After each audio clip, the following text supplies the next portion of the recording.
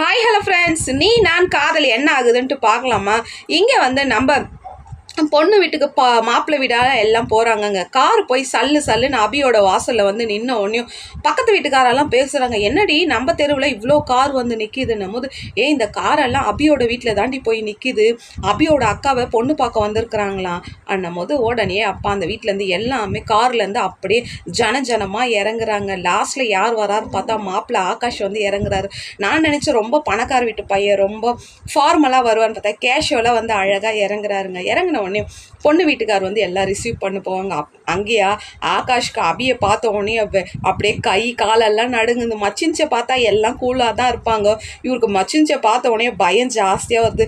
எங்கடா நம்ம ஆள் வந்து ரிசீவ் பண்ணோன்ட்டு பார்த்தா இவ வந்து இவ்வளோ வேற அமுச்சு விட்டுக்கிறாளேன்ட்டு அப்புறம் எல்லாம் குடும்பமாக உள்ளே கூட்டு போய் மாப்பிள்ளைய உட்கார வைப்பாங்க. மாப்பிள்ளையோட கண்ணு வந்து அப்படியே கல்யாண பொண்ணையே தேடுதுங்க. ஆகாஷோட நிலைமை என்ன ஆகுதுன்ட்டு வெயிட் பண்ணி பார்க்கலாம். நீ நான் காதல் உங்களுக்கு பிடிச்சிருந்தா லைக் பண்ணுங்க.